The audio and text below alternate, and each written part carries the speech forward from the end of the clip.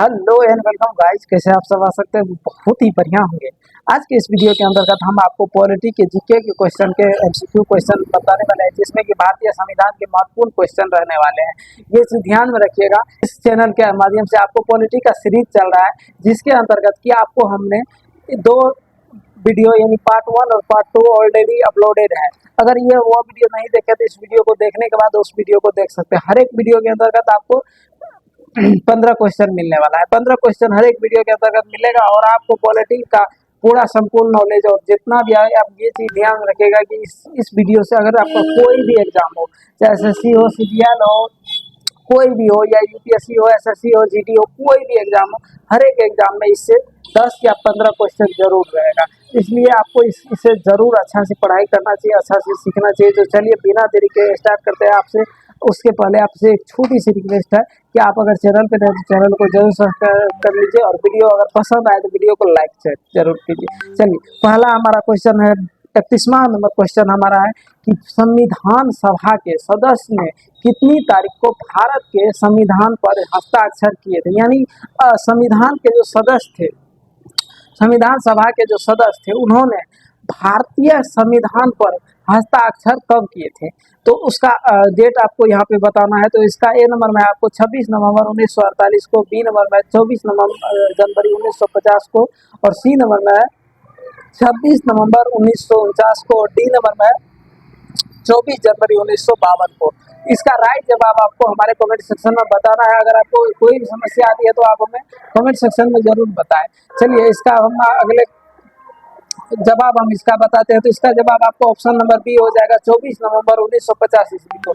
24 नवंबर 1950 ईस्वी को भारतीय सभा संविधान की सभा ने भारतीय संविधान पर हस्ताक्षर किए थे। चलिए अगले 32वां नंबर क्वेश्चन की ओर बढ़ते। तो अगला क्वेश्चन कहता है, भारत के संविधान की निम्नलिखित में से कौन सी एक एकीक विशेषता नहीं है। ए नंबर में है द्विसदनीय विधायिका, ए नंबर में है, बी नंबर में है एकीकृत न्यायालयिक व्यवस्था, और सी नंबर में एकल नागरिकता, और डी नंबर में राष्ट्रपति द्वारा राज्यपाल की नियुक्ति। तो इसका राइट ऑप्शन आपको ऑप्शन नंबर ए हो जाएगा, द्विसदनीय विधायिका। चलिए क्लियर होगा। चलिए अगले क्वेश्चन की ओर बढ़ते हैं। देखिए कुछ क्वेश्चन में कुछ की पॉइंट भी होता है, ठीक है, जो कि की पॉइंट हम आपको बताते हुए जाएंगे। तो इसलिए बहुत ही इन्फॉर्मेशन वाला वीडियो रहने वाला है, तो जरूर आपको इसको देखते हुए चलना है। चलिए अगला क्वेश्चन है, 33वां नंबर क्वेश्चन का है, भारत के सर्वोच्च न्यायालय का उद्घाटन सत्र कब हुआ था। तो ए नंबर में है 28 जनवरी 1950 को, बी नंबर में है 29 जनवरी 1950 को, और सी नंबर में है 31 जनवरी 1950 को, और डी नंबर में है 26 जनवरी 1950 को। तो इसका राइट जवाब आपको ऑप्शन नंबर बी हो जाएगा, यानी 19 जनवरी 1950 को। यानी भारत के सर्वोच्च न्यायालय का उद्घाटन सत्र हुआ था, यानी उद्घाटन हुआ था 29 जनवरी 1950 को। ये बहुत ही ज्यादा इंपॉर्टेंट क्वेश्चन है, तो आप लोग जरूर इसे ध्यान में रखिएगा। चलिए अगले क्वेश्चन की ओर बढ़ते हैं। अगला क्वेश्चन कहता है हमारा 34वां नंबर क्वेश्चन कहता है कि भारतीय संविधान का जनक किसे माना जाता है। तो इसका तो आप लोग को पता ही होगा, डॉक्टर भीमराव अम्बेडकर होता है, जो कि भारतीय संविधान को इन्होंने क्या है लिखा हुआ है। ए नंबर में राजेंद्र प्रसाद बाल गंगाधर तिलक, सी नंबर में जवाहरलाल नेहरू, और डी नंबर में भीमराव अम्बेडकर। चलिए अगले क्वेश्चन की ओर बढ़ते हैं। अगला क्वेश्चन कहता है हमारा, भारत के हर साल संविधान दिवस किस दिन मनाया जाता है। यानी भारत में जो हर साल संविधान दिवस होता है वो कब मनाया जाता है। ए नंबर में 14 नवंबर, बी नंबर में 22 अक्टूबर, सी नंबर में 26 नवंबर, और डी नंबर में 2 अक्टूबर। तो इसका राइट जवाब आपको कमेंट में बताना है, जो भारत का संविधान दिवस कब मनाया जाता है। तो भारत का संविधान जो होता है उसका दिवस मतलब जैसे प्रकार से गांधी जयंती मनाया जाता है, तो इसी प्रकार से भारत संविधान को भी मनाया जाता है। तो इसका राइट जवाब आपको ऑप्शन नंबर सी हो जाएगा, 26 नवंबर को भारतीय संविधान मनाया जाता है। एक चीज ध्यान में रखिएगा, गांधी जयंती जो है 2 अक्टूबर को मनाया जाता है। वो भी सवाल आपको बहुत ज्यादा बार पूछा जाता है।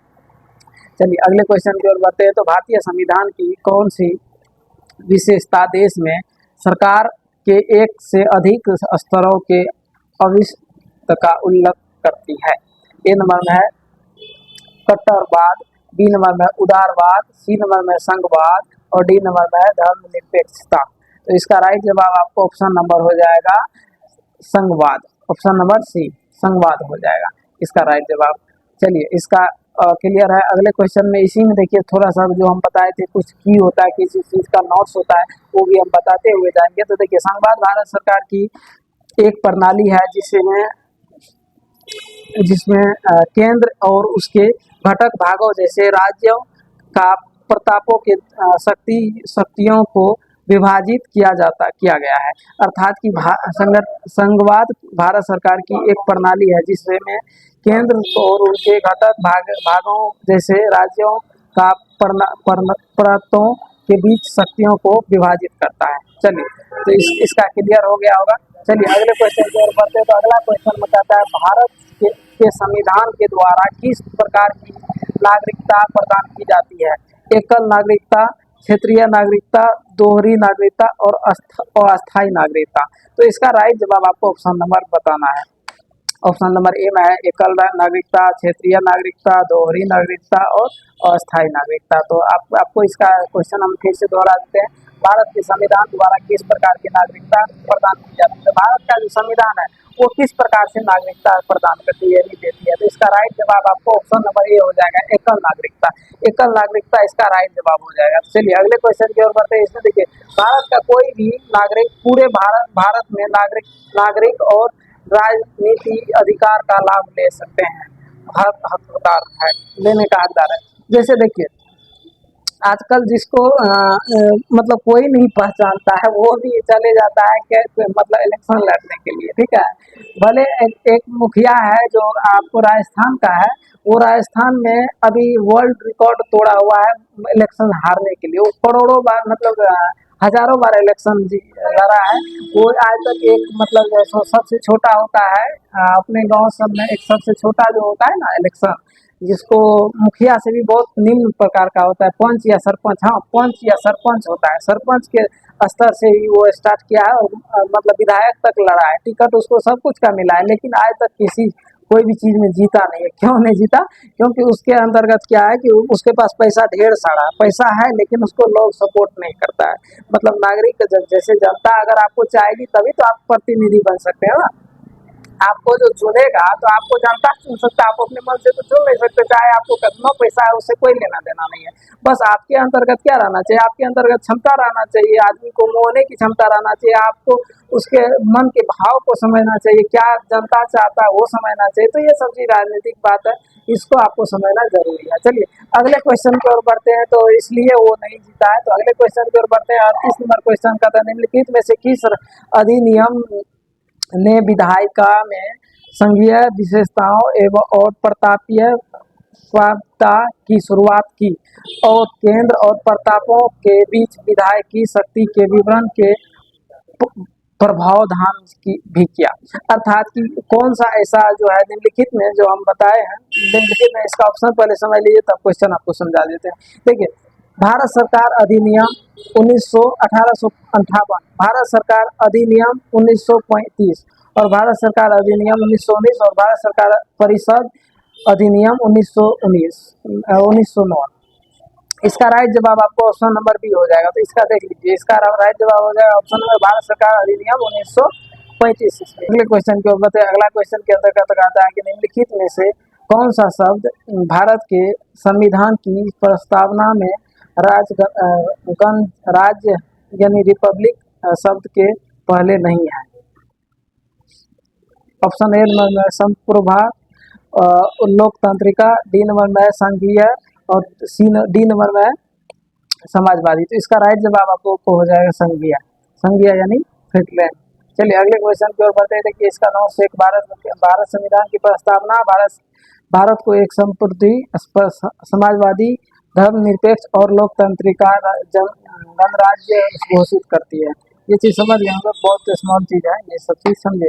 चलिए निम्नलिखित में से किसने भारतीय संविधान को अर्ध संघीय बताया था? ए नंबर में एम बी फाइली, बी नंबर में बुनार मंडल, उसके बाद है सी नंबर में ए बी डाइसी और डी नंबर में है के सी हेयर।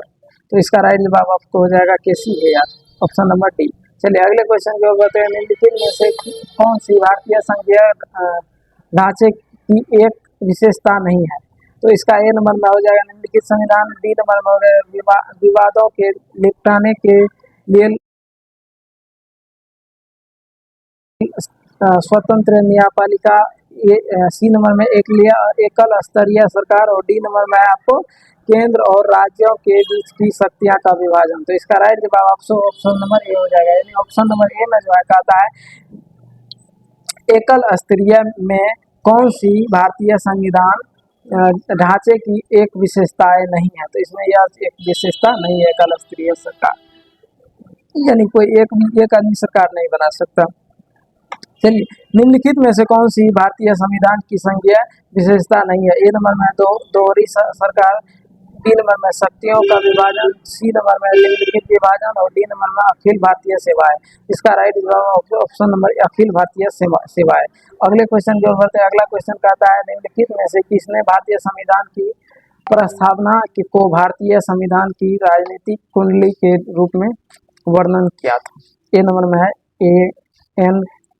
पाखलीवान वाला, बी नंबर में कन्हैयालाल मानिकलाल मुंशी, सी नंबर में है ठाकुर दास भागवत, और डी नंबर में है भीमराव अंबेडकर। तो इसका राइट जवाब आपको हो जाएगा Kanhaiya, option number B Kanhaiyalal Maniklal Munshi होगा। ठीक है, अगले क्वेश्चन की ओर बढ़ते हैं। अगला क्वेश्चन के अंतर्गत कहता है संविधान सभा के संदर्भ में निम्नलिखित में से कौन सा कथन सत्य है। यानी संविधान सभा के संदर्भ में निम्नलिखित में से कौन सा कथन सही है। ऑप्शन नंबर ए है संविधान सभा में कई 1947 में भारत की राष्ट्रमंडल की राज्यता की पुष्टि की। बी नंबर में है भारत के राष्ट्रगान को 24 जनवरी 1950 को संविधान सभा द्वारा अपनाया गया। सी नंबर में है संविधान सभा ने जनवरी 1948 में राष्ट्रीय गीत को अपनाया गया। संविधान सभा में जुलाई 1949 में राष्ट्रीय ध्वज को अपनाया गया। इसका सही हो गया, और भारत यानी सही जवाब हो जाएगा भारत के राष्ट्रीय गान को 24 जनवरी 1950 को संविधान सभा में अपनाया गया। यानी अपने लोग जो अभी भारतीय राष्ट्रीय गान जो सुनते हैं, जन गण मन अधिनायक जय भारत भाग्य विधाता, वो आपको 24 जनवरी 1950 ईस्वी में अपनाया गया था। किसके द्वारा? संविधान सभा के द्वारा। चलिए अगले क्वेश्चन की ओर बढ़ते हैं, और अगले क्वेश्चन है लास्ट क्वेश्चन के बारे में। चलिए अगला क्वेश्चन कहता है किसी राज्य के राज्यपाल के रूप में नियुक्ति के लिए भारत के संविधान द्वारा निर्धारित न्यूनतम आयु कितनी है? 21 साल, 35 साल, 25 साल, 30 साल। अर्थात कि राज्य के राज्यपाल के लिए अगर नियुक्ति किया जाए किसी को, तो उसका न्यूनतम आयु कितना हो, यानी कम से कम कितना आयु होना चाहिए, कितना साल के आदमी जो है कम से कम राज्यपाल बन सकते हैं। अगर 18 साल के होंगे, अगर वो सोचेगा तो राज्यपाल बन जाएंगे, तो ये संभव नहीं है। अगर 20 साल के भी है तो भी आपके लिए संभव नहीं है। अगर 30 साल के हैं तो भी आपके लिए संभव नहीं है। 35 साल के लिए है तो 35 साल से स्टार्टिंग होता है। आपका एज कम से कम कितना होना चाहिए? 35 साल होना चाहिए, अगर राज्यपाल के पद पे आप नियुक्ति लेना चाहते हैं तो अगर आपके एज कितना होना चाहिए? 35 साल होना चाहिए। तो आई होप कि आपको यह चीज़ समझ में आया होगा। इस क्वेश्चन में अगर कोई भी डाउट लगा हो, कोई भी समस्या लगा हो, तो आप हमें कमेंट सेक्शन में कमेंट जरूर कर लीजिए। आपसे हम जरूर कमेंट का जवाब देने का प्रयास करेंगे, और अगले सीरीज के अंतर्गत इस वीडियो को उसका सॉल्यूशन भी देने का प्रयास करेंगे। तो आई होप कि आपको समझ में आया होगा। अगर कोई भी समस्या है तो आप हमें कमेंट सेक्शन में कमेंट जरूर करें। मिलते हैं आपको नेक्स्ट वीडियो के साथ। तब तक के लिए आपका पढ़ाई जारी रखिए, आपका दिन शुभ हो, और आप अच्छा से अच्छा मार्क गेन करें अपने कॉम्पिटिटिव एग्जाम में, अगर आप अच्छा से पढ़ाई कीजिएगा।